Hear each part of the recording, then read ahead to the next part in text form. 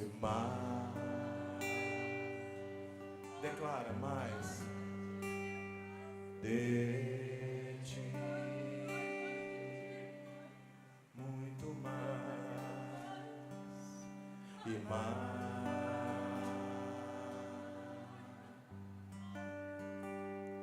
de ti e menos de mim, oh, e menos de mim, e menos de mim, e menos de mim, oh, e menos de mim, e menos de mim, e menos de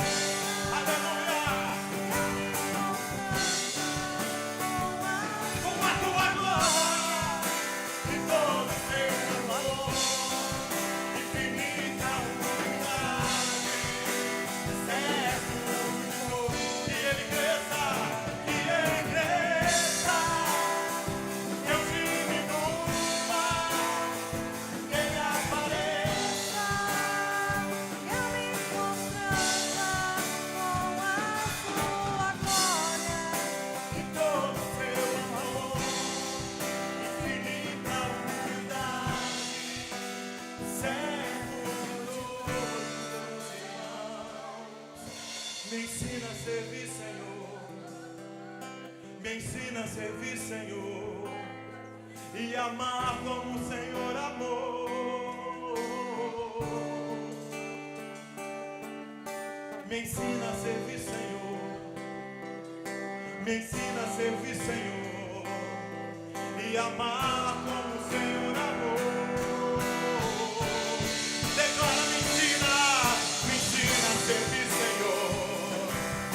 Me ensina a servir, Senhor, e amar como o Senhor amou. E me ensina a servir, Senhor. Me ensina a servir, Senhor. Me ensina a servir.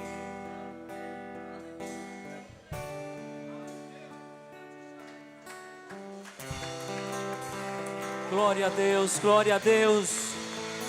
Glória a Deus, glória a Deus. Nos ensina a servir, Senhor. Nos ensina a servir, Senhor.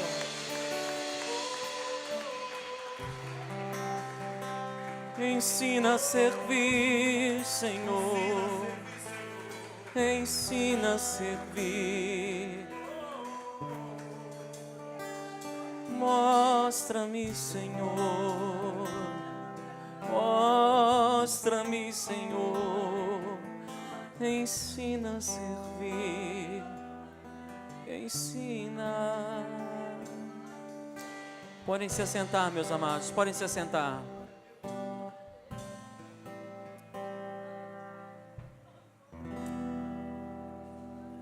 Eu recebi um WhatsApp da irmã Adriana que dizia assim: se a sua igreja servisse, se toda a sua igreja servisse como você serve, como seria a sua igreja? Como seria a sua igreja? Seria uma igreja vitoriosa ou seria uma igreja medíocre? Muito interessante. Eu guardei isso. Interessante, se toda a sua igreja servisse como você serve, como seria a sua igreja?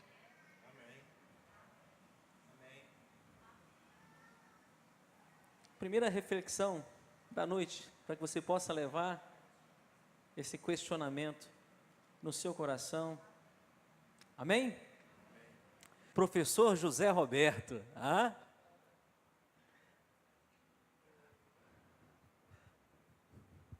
Ô, gente, pensa numa pessoa que gosta de curso superior. Formada em administração, filosofia, teologia, direito, administração de empresa. Olha para você ver. Gente, e você tem tempo para fazer mais o quê, Betão? Ainda faz neném ainda, né? Tem quantos neném? Então neném novinho? Estenda suas mãos, é para o nosso professor do Koinonia lá. Todos gostam dele, é uma bênção. Quando abre a boca, é Deus falando em nome de Jesus, amém? Pai, Senhor, eis o teu servo. Usa sempre como o Senhor usa poderosamente, fala aos nossos corações, que nós possamos sair daqui transformados pela tua palavra, que nós te pedimos em nome do Pai, do Filho e do Espírito Santo.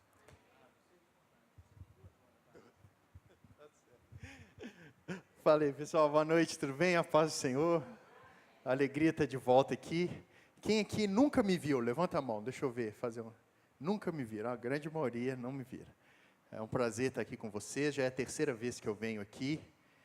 Já estive aqui em 2 quartas-feiras, trazendo a palavra no culto da família, e de fato é a primeira vez que eu estou aqui no domingo. Estivemos aqui um pouquinho mais cedo, na escola bíblica, fizemos um estudo sobre a Bíblia em si, o que a Bíblia diz sobre ela mesma, as características da Bíblia e como que a gente pode aprender mais da Bíblia, e eu passei também algumas lições de como fazer a Bíblia de fato atual na nossa vida, memorizar, aplicá-la, e tudo isso a partir do nosso estudo aqui. Então, como o Parola já disse, o Parola é meu amigo, o João meu amigo, Parola foi meu aluno, depois eu fui aluno do Parola também no curso de louvor, lá na missão. Tenho pessoas queridas aqui, outros alunos também, e eu sempre me sinto muito bem aqui, me sinto em casa, sinto à vontade, a parte do corpo de Cristo, sempre é uma bênção muito grande. Quem diz que a Lagoa é santa é porque não conhece a missão Getsemane de Lagoa Santa. Aí sim, a gente tem um povo santo mesmo, legal, bem-humorado, amigável, receptivo, hospitaleiro. Então tudo isso são vocês, né? Então é um privilégio estar aqui. O Parola já disse, já me apresentou brevemente. Meu nome é Beto de Melo. Sou professor lá do Koinonia, estou lá também na coordenação. A partir desse ano estou na coordenação da escola bíblica, lá da sede, e também estou lá nos cultos de quinta-feira, o culto da palavra. Então, é um privilégio servir essa igreja e também estar aqui com vocês, vez ou outra. Sempre que o Parola me chama, eu recebo o convite com muita alegria. Meus amigos, eu estou aqui essa noite para conversar com vocês, para a gente poder entender melhor uma passagem muito importante da Bíblia, que está lá no Evangelho de Lucas. Evangelho de Lucas, no capítulo 7. Então você já pode abrir a sua Bíblia. A gente vai ter aqui o recurso do Data Show também, mas eu comentei isso na escola bíblica. Eu sou apaixonado por esse exercício aqui, que eu acabei de fazer, abrir a palavra de Deus. Nada contra os aplicativos, a tecnologia, mas eu tenho essa afeição pela Bíblia. Eu gosto de carregá-la. Eu sempre trago comigo uma Bíblia bem grandona, assim, com aquelas letras bem nítidas, porque a palavra de Deus é aquilo que nos santifica. Jesus orou ao Pai dizendo: santifica-os na verdade, a tua palavra é a verdade. Então, para a gente ser mais santo, nós temos que ter contato com a Bíblia. A Bíblia é sagrada, ela é santa, porque ela vem de Deus. E sobre esta Bíblia, eu convido vocês, como eu disse, a abrir o Evangelho de Lucas, no capítulo 7. Capítulo 7. Eu vou fazer a leitura do versículo 1 até o versículo 10. Todos aí com as Bíblias abertas, acompanhem comigo a leitura.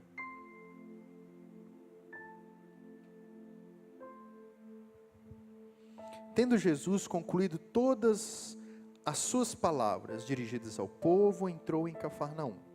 E o servo de um centurião, a quem este muito estimava, estava doente, quase à morte. Tendo ouvido falar a respeito de Jesus, enviou-lhe alguns anciãos dos judeus, pedindo-lhe que viesse curar o seu servo. Este, chegando-se a Jesus, com instância lhe suplicaram, dizendo: ele é digno de que lhe faças isso, porque é amigo do povo, e ele mesmo nos edificou a sinagoga. Então Jesus foi com eles.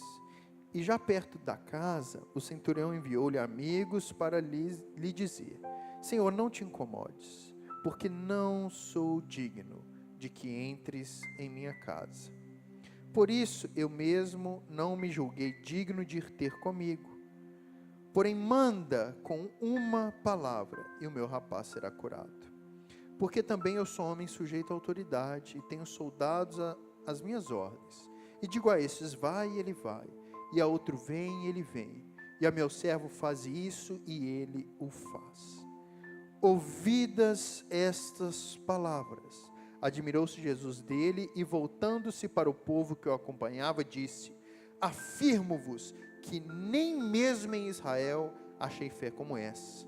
E, voltando para casa, os que foram enviados encontraram curado o servo. Senhor Deus, essa é a tua palavra, Deus. Deus, que possamos sair daqui compreendendo melhor da tua vontade sobre nós.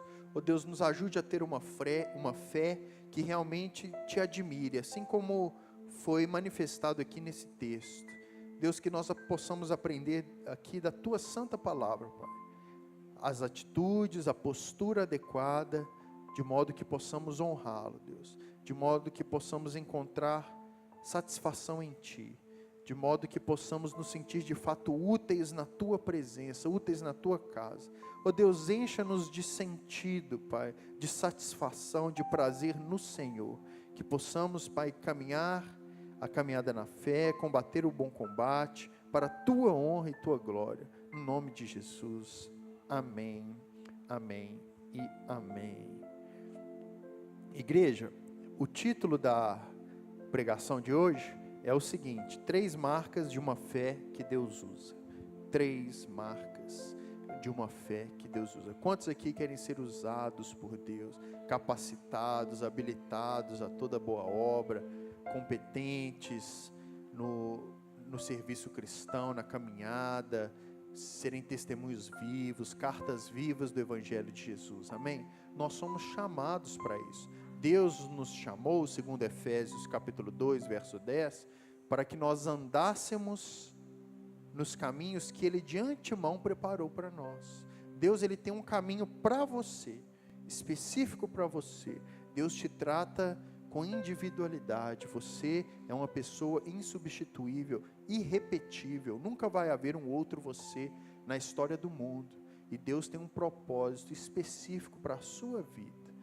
E para que você viva esse propósito, entenda esse propósito, você precisa se alinhar com a vontade de Deus. Então, quando a gente for falar aqui essa noite das 3 marcas de uma fé que Deus usa, nós vamos procurar alinhar a nossa fé. A Bíblia fala que sem fé é impossível agradar a Deus.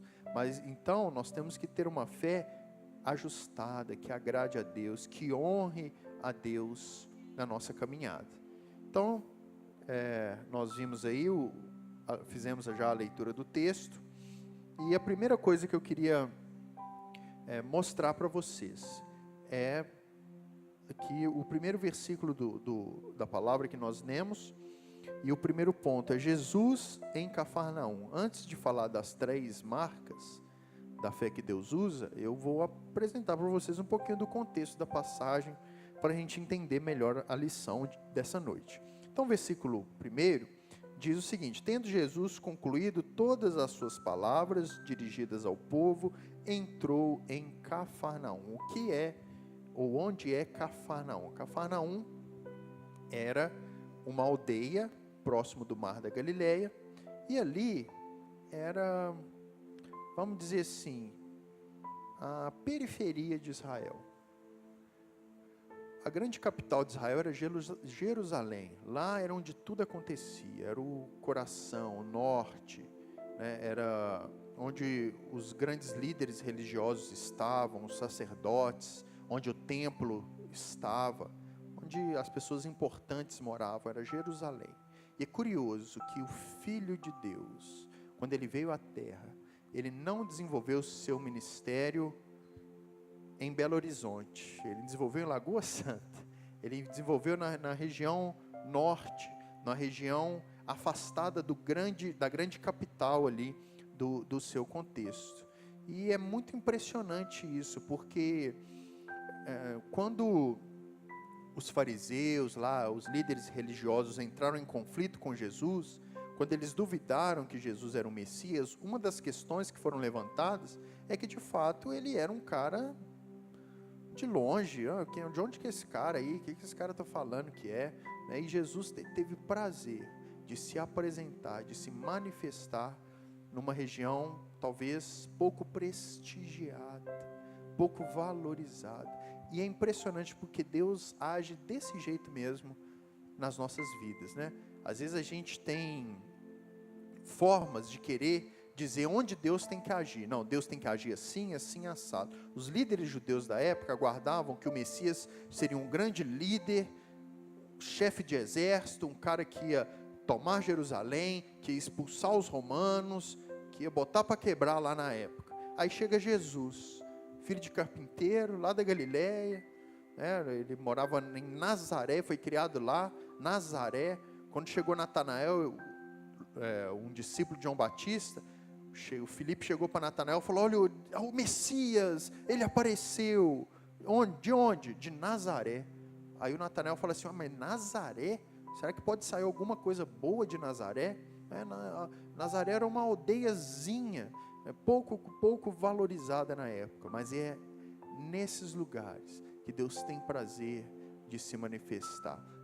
Jesus orou ao Pai: Deus, eu te agradeço, porque o Senhor ocultaste essas coisas dos sábios e dos instruídos, e as revelaste aos pequeninos. Deus age assim, gente. Deus age assim na nossa vida. Jesus estava em Cafarnaum. Às vezes a gente acha que Deus ele tem que vir do nosso jeito. A gente pinta um retrato de como Deus deve agir, e se não for dessa forma, não acredito mais. Não, onde está Deus? Mas a palavra inicial dessa noite é: deixe ser surpreendido por Deus. Deixe Deus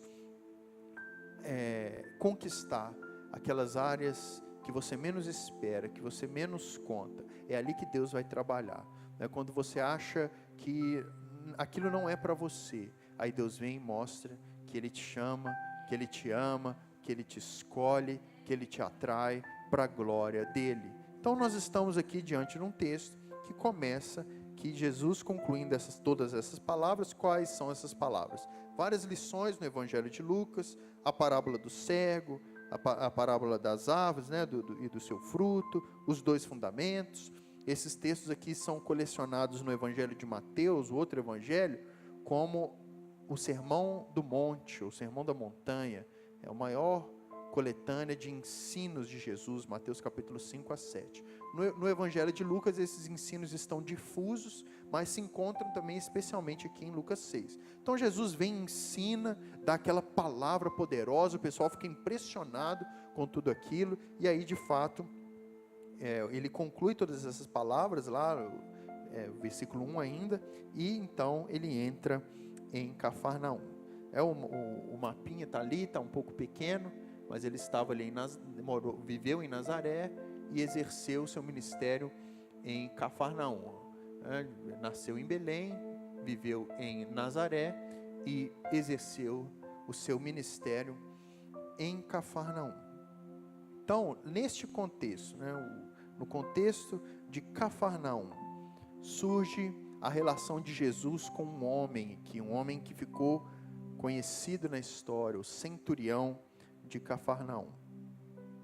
E o servo do centurião a quem este muito estimava estava doente, quase à morte. Então, a primeira coisa que eu quero mostrar para vocês aqui é a pessoa do centurião.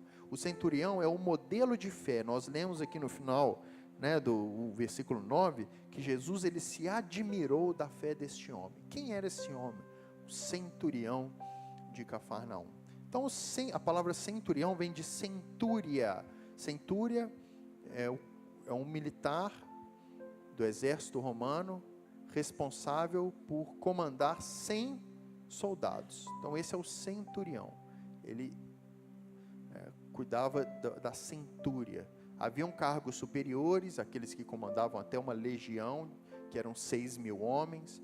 Então, o centurião estava numa posição intermediária. Era um cargo de respeito, de responsabilidade, era o chefe do exército, era alguém dotado de autoridade, de respeitabilidade.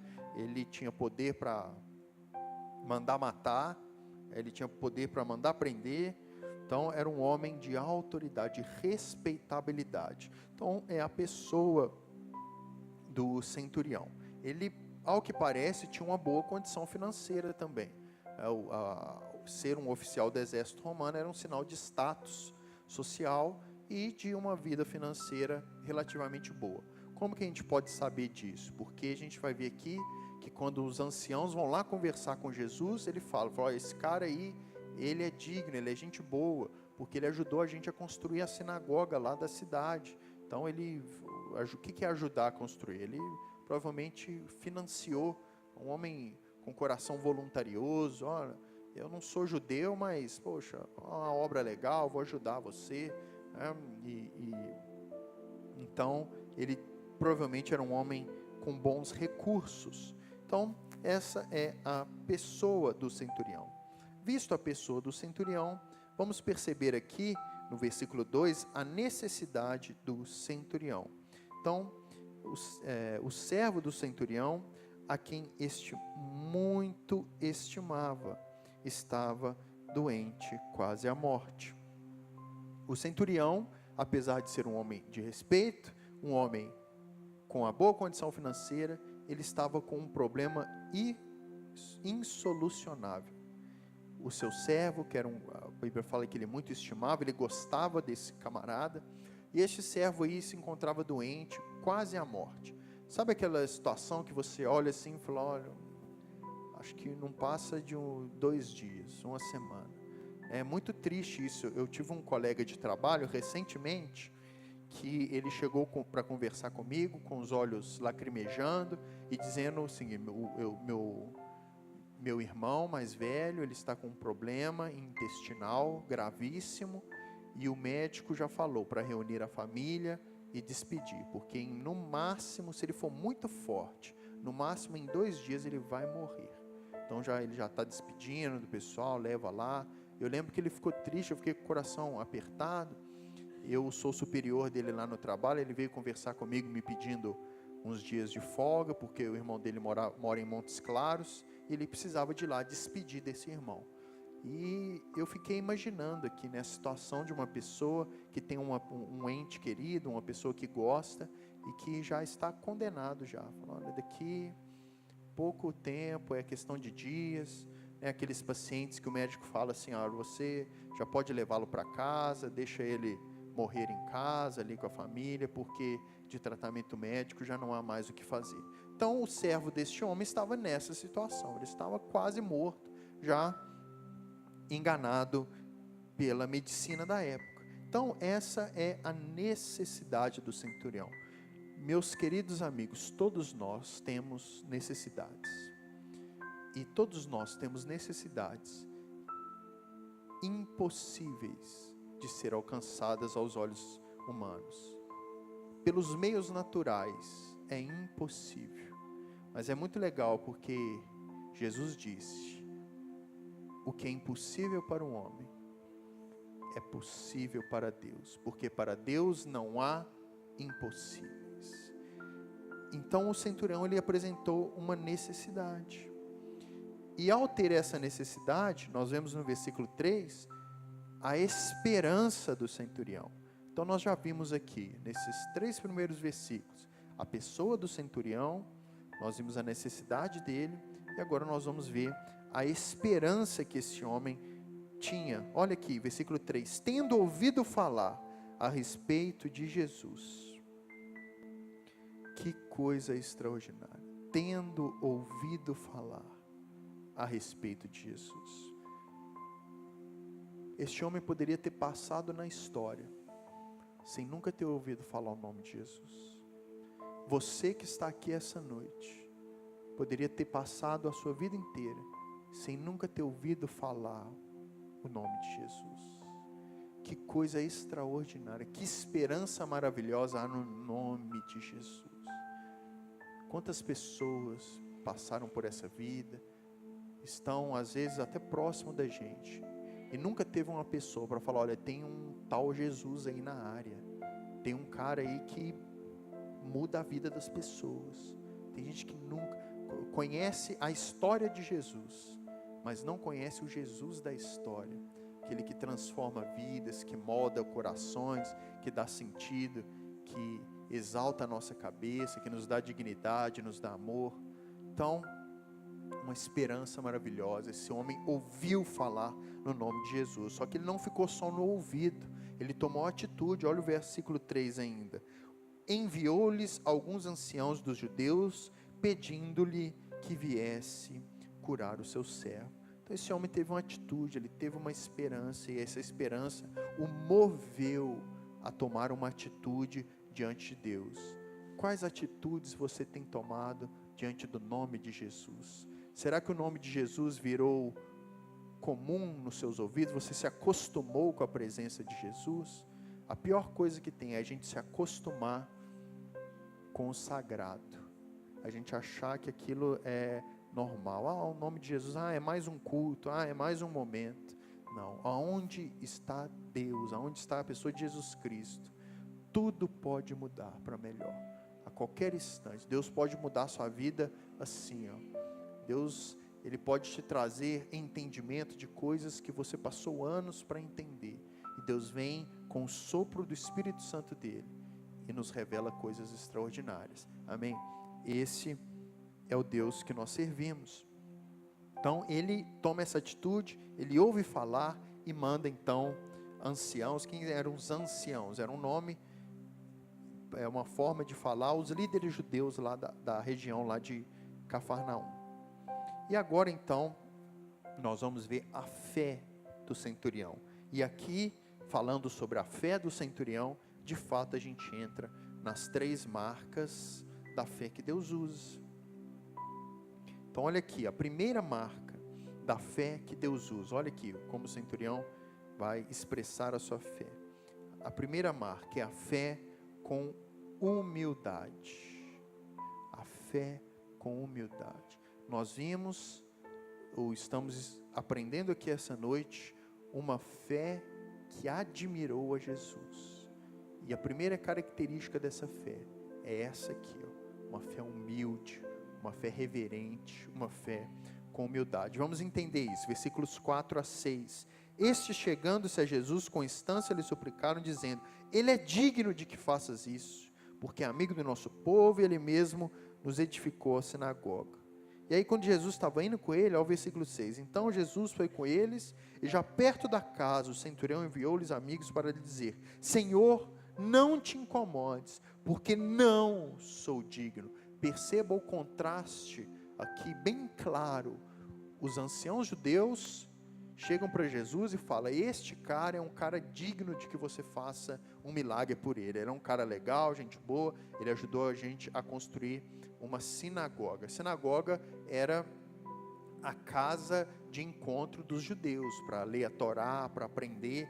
Entre aspas, seria a igreja dos judeus na época, entre aspas. Então, esse homem ajudou. Eu tive o privilégio de, no ano passado, em março, eu estive lá em Israel, e foi maravilhoso conhecer essa sinagoga aqui.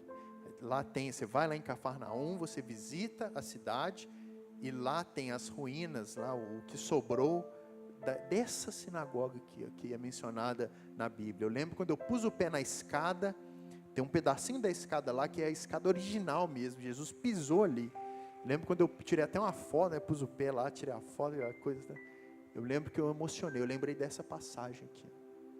Olha, o servo do centurião, a sinagoga de Cafarnaum, Jesus, né, a passagem bíblica, Jesus andou ali, Jesus pregou, Jesus morou em Cafarnaum, pregou na sinagoga. É emocionante essa experiência. Então, esse centurião era um cara legal, tá vendo, gente?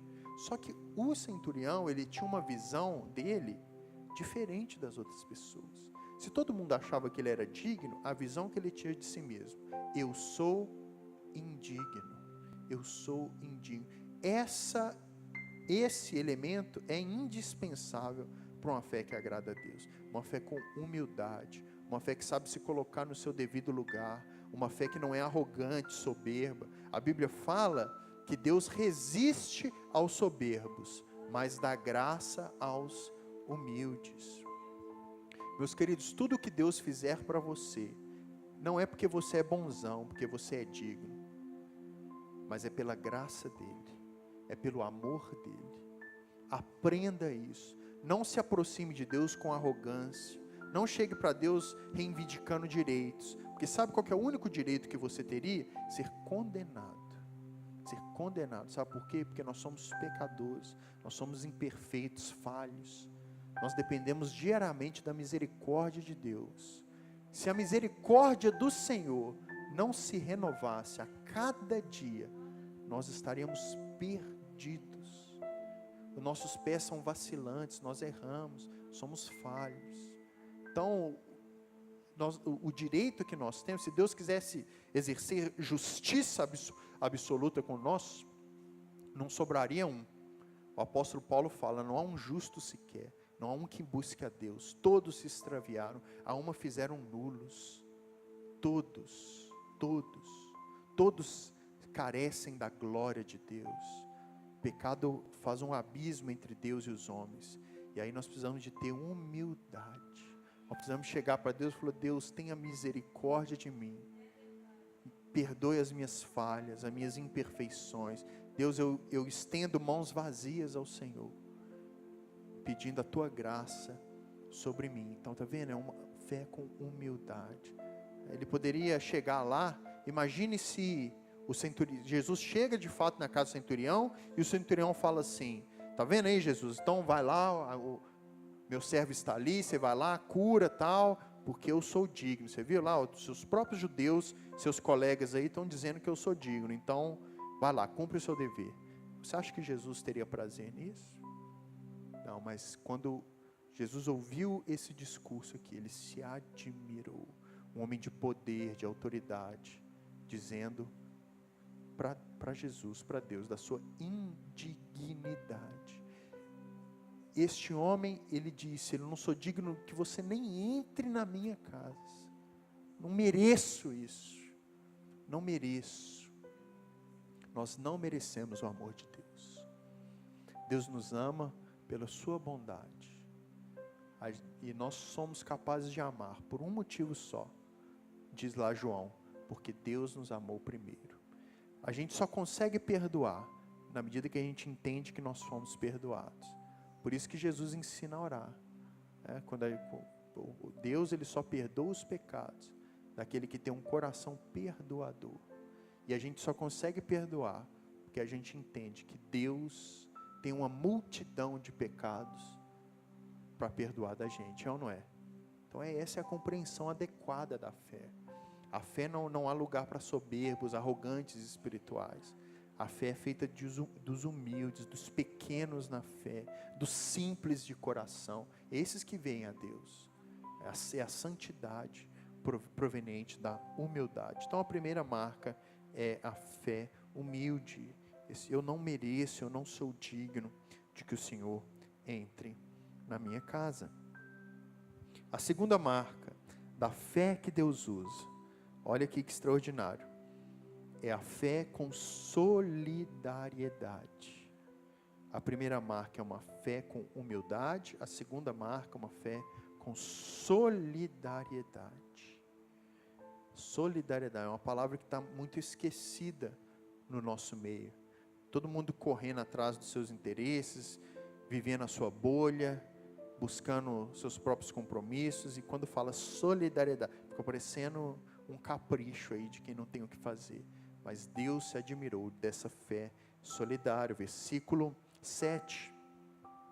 Por isso eu mesmo não me julguei digno de ter contigo, porém manda uma palavra e meu rapaz será curado.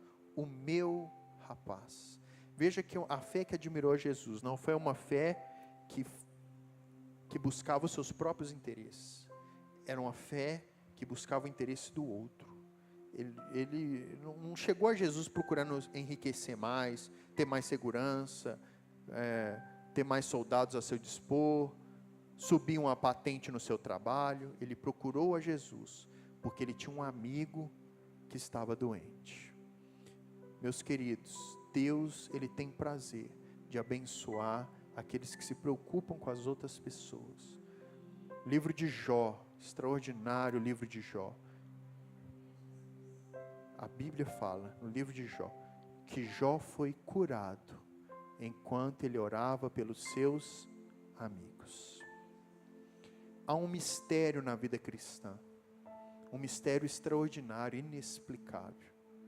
E o mistério é esse: quando nós fazemos as coisas de Deus, quando nós servimos na casa de Deus, quando nós cuidamos das coisas de Deus, Deus cuida das nossas coisas.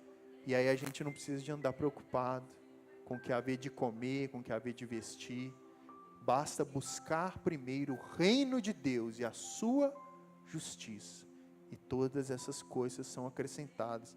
Veja, meus queridos, é quando a gente perde é que a gente ganha. Quando a gente despreocupa é que Deus vem com a provisão. Deus, ele quer testar o seu coração, ele quer te treinar, ele quer fazer de você um discípulo habilidoso, capacitado. E a melhor forma de você ser discipulado por Deus é sair do seu egoísmo. As pessoas têm uma visão muito umbigocêntrica. O que é? Só olha para o umbigo, só os seus interesses. Então, olhe para o próximo, estenda a mão, é amar a Deus sobre todas as coisas, e o próximo como a ti mesmo.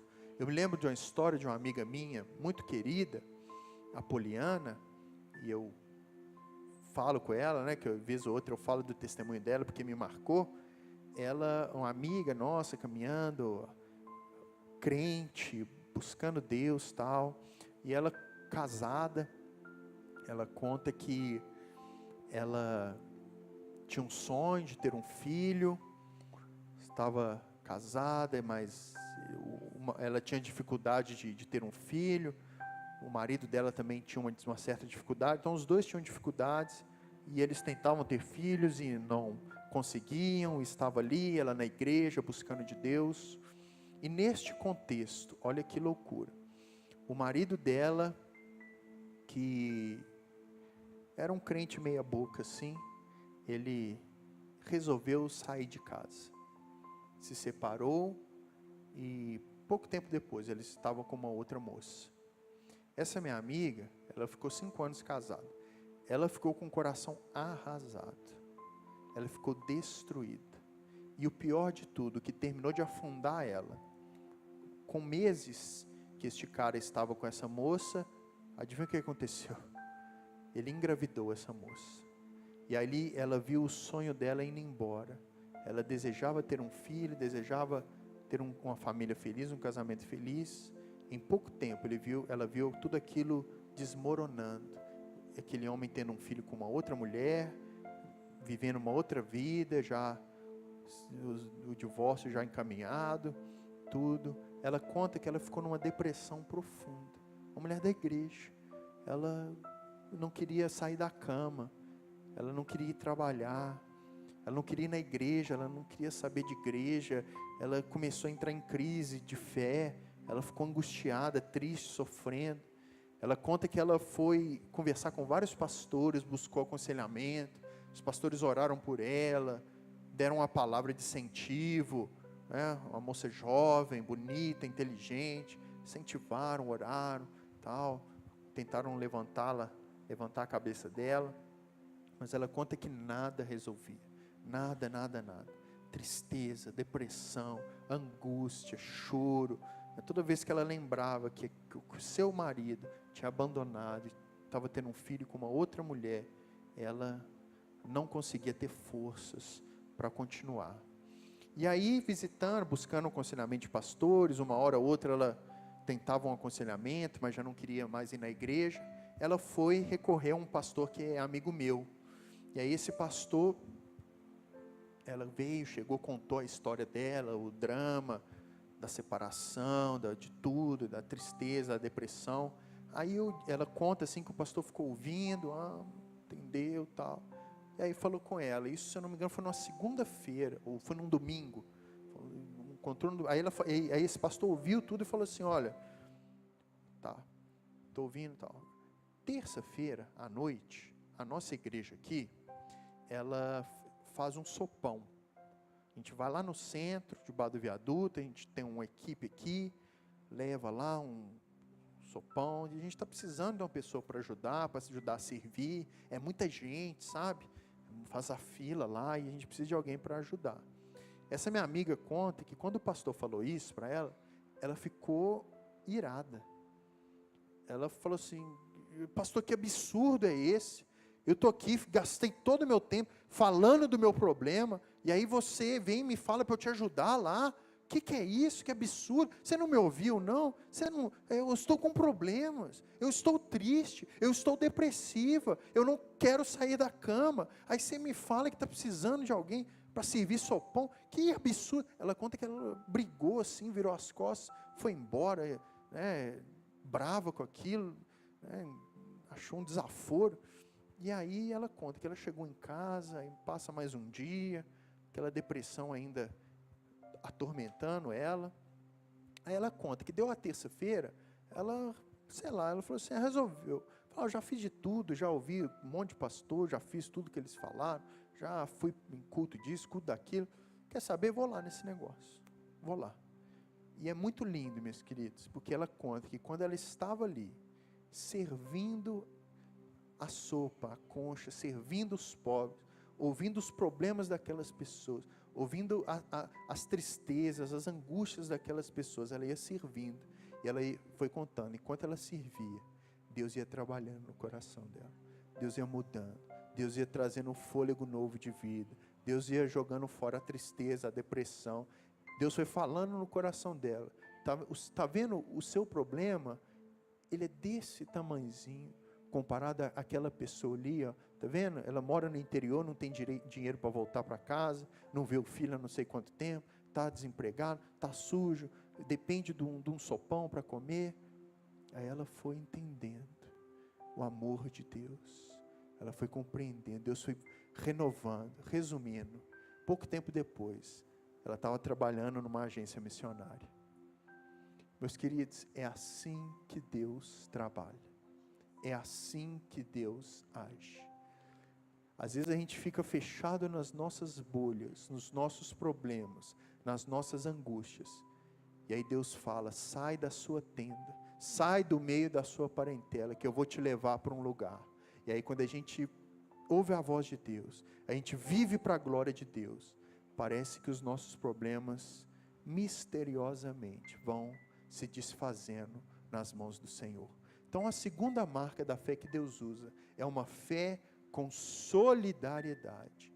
Este centurião aqui, ele procurou o interesse do seu amigo, do seu empregado. Se ele fosse um cara qualquer, poderia falar, não, o empregado está doente, aí não tem problema, morre, eu contrato outro, é meu empregado mesmo. Mas ele amou aquela pessoa. Que você possa amar o próximo, que você possa amá-los de dentro da sua casa, que você possa cuidar deles. Talvez sua vida está muito atribulada, mas você já parou para ver como é que está a vida do outro, do seu vizinho, do seu parente? Você vai ver.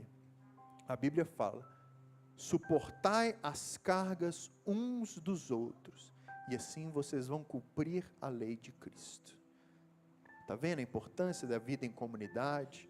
A importância de nós estarmos aqui enquanto igreja? A igreja é o local de suportar as cargas um do outro, a gente trocar experiências, a gente orar uns pelos outros, a gente buscar Deus juntos, e aí Deus é louvado, e Deus nos alcança com a sua misericórdia, com a tua graça, com o seu poder.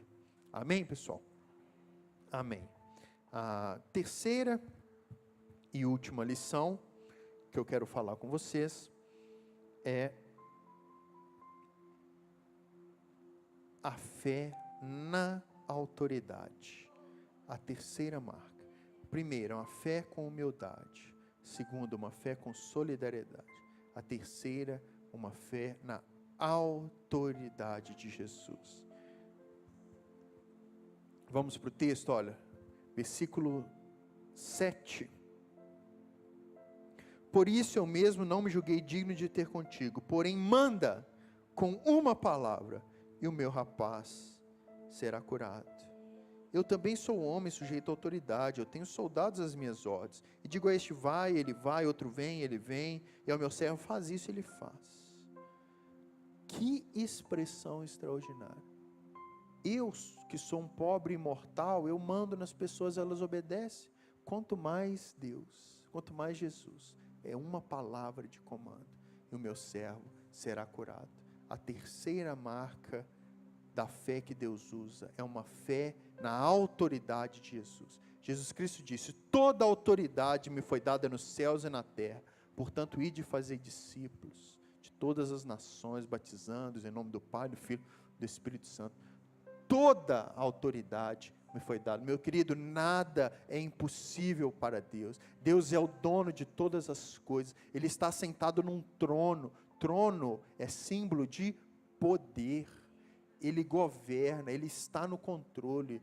Deus não saiu do trono, Ele não dorme, o guarda de Sião não dormita, Ele não cochila, Ele está vivo, presente, Ele trabalha para aqueles que nele esperam, Ele trabalha para você enquanto você está dormindo, Deus prospera você enquanto você dorme, Deus está trabalhando, nós descansamos, nós perdemos o foco, nós perdemos o alvo, nós nos decepcionamos, mas Deus, Ele permanece para sempre, Ele é fiel, é justo, a palavra dEle vai se cumprir, ela tem se cumprido, seja firme, creia na autoridade de Jesus. As três marcas, a primeira, humildade, diz sobre nós mesmos, é a gente não achar que a gente não é mais nem menos, a gente tem uma visão clara de quem nós somos, isso é humildade. Solidariedade, é a gente ter uma visão clara de quem o outro é, que as pessoas à nossa volta são, e autoridade, é a gente ter uma compreensão de quem Deus é. Três elementos essenciais na sua caminhada. Entenda quem você é, entenda quem é o próximo, e entenda quem é Deus na sua vida. E Deus é o dono de toda autoridade. Ele, com uma palavra, Ele pode fazer todas as coisas. Uma palavra, Ele muda a história. Com um toque, aquela mulher ficou curada. Com um toque, uma hemorragia de anos, ela tocou nas vestes de Jesus e ela foi curada. Jesus, com uma palavra, curou o aleijado no tanque de Betesda. Aquele homem ficou anos ali, sofrendo, lamuriando, uma semivida, vivendo ali no desespero, fedido, situação depravada, nojenta. Jesus apareceu e mudou a vida daquele homem. Deus, Ele muda histórias, e você está aqui porque Ele quer mudar a sua história. Ele já tem mudado a história de muitos, Ele já te mostrou o caminho que você deve andar. Siga, creia na autoridade dEle. Tudo é possível ao que crê. Não tema, diz o Senhor. Josué capítulo 1 verso 9, não tema, eu estou contigo. Deus, o guarda de Sião, o Senhor dos exércitos, é aquele que habita em você por meio do Espírito Santo, é aquele que te dá força, coragem, ousadia para vencer os obstáculos da vida. Então, uma fé na autoridade, uma fé que confia em Deus, que sabe quem Ele é, que sabe que todas as coisas são possíveis nele, que sabe que todos os propósitos que Ele estabeleceu vão se cumprir. E aí a gente não tem espaço no nosso coração para ficar triste, decepcionado, angustiado, porque nós temos um Deus que cuida de nós. Este Deus todo-poderoso, que com uma palavra cura pessoas, é o Deus que está aqui essa noite. É o Deus que te ama, é o Deus que transforma situações. Nós vimos as 3 marcas da fé que Deus usa.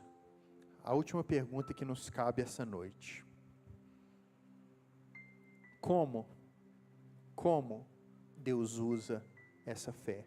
O texto também mostra para a gente. A primeira forma que Deus usa a fé que lhe agrada, Deus usa para o seu próprio agrado. Versículo 9, ouvidas essas palavras, admirou-se Jesus dele. Nós somos feitos, meus queridos, para a glória de Deus. Nós somos feitos para agradar a Deus. Deus te criou para o próprio prazer dele. Deus, ele quer se alegrar da sua vida.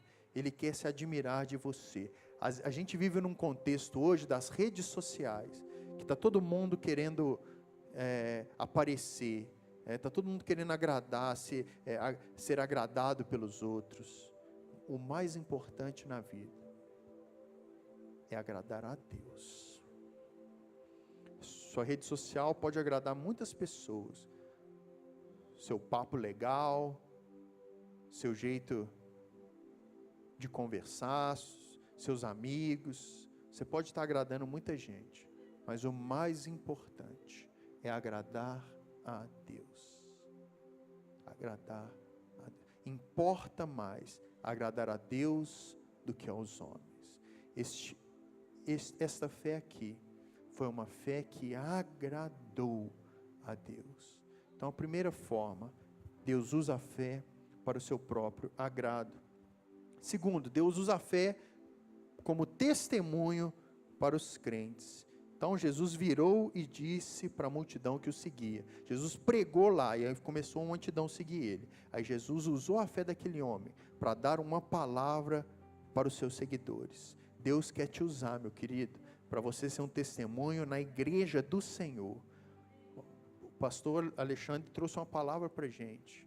Você tem servido na casa de Deus, você tem sido igreja, você tem amado, você tem ajudado na cozinha, na limpeza, no diaconato, nos cuidar, você tem ofertado, você tem sido parte do corpo de Cristo. Está vendo? Então Jesus usou a fé daquele homem para dar uma palavra para a igreja. A fé foi útil para a comunidade. Terceiro ponto, Deus usa a fé como testemunho para os incrédulos. Olha o que Jesus disse: eu afirmo que nunca vi, nem mesmo em Israel, uma fé igual a essa. Nunca vi. Israel era o povo da aliança, mas o povo que havia rejeitado o Messias Jesus Cristo. E aí Jesus fala: está vendo Israel? Está vendo? Eu fui buscar aqui em Cafarnaum, aqui na Galileia, um gentio, alguém que não era da lei, judeu, alguém que não era praticante do judaísmo. Veio um homem lá de fora ensinar para vocês a fé verdadeira. Nem lá em Israel, onde tem os profetas, os sacerdotes, o templo, lá eu não vi fé como essa. Eu fui encontrar aqui na boca de um pagão, de um incrédulo, que agora prova sua fé em Jesus Cristo. Deus usa as coisas loucas do mundo para confundir as sábias. Talvez você seja o menor da sua casa, o menor do seu emprego. Talvez essa igreja não seja a maior de 7 Lagoas, mas Deus tem prazer extraordinário de usar os pequeninos. Davi era o menor da sua casa, era o mais insignificante, estava lá, largado lá. E aí Deus levantou aquele menino para ser o próximo rei de Israel. Deus quer levantar você, com a sua fragilidade, com a sua humildade, com a sua simplicidade, para ser um testemunho vivo para as pessoas. Amém, meus queridos? Deus também usa a fé para operar o milagre, não é isso? A fé ajustada. Jesus disse que a gente não tem que ter uma fé grandona, não é uma fé zona, é uma fé ajustada. Quando Jesus falou do tamanho da fé, ela falou que ele tem que ser do tamanho de quê, gente? De um grão de mostarda. É o menor das sementes, a menor das sementes. É uma fé do tamanho do grão de mostarda, mas é uma fé ajustada, uma fé que está de acordo com a palavra dele, uma fé humilde, uma fé solidária, uma fé que confia na autoridade do Senhor Jesus Cristo. E aí então, a gente tem um versículo 10 aqui: e voltando para casa, os que foram enviados encontraram curado o servo. Amém, meus queridos? Vamos ficar de pé? Vamos orar?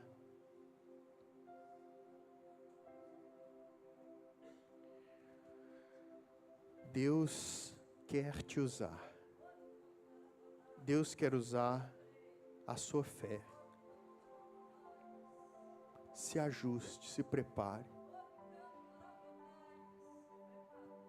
Quando Deus foi aparecer para o povo, lá em Êxodo capítulo 3, o que ele disse? Purifiquem, todo mundo, lavem as vestes, purifiquem, porque daqui 3 dias, eu vou me manifestar diante de vocês. Deus, Ele quer se manifestar em nós, amém?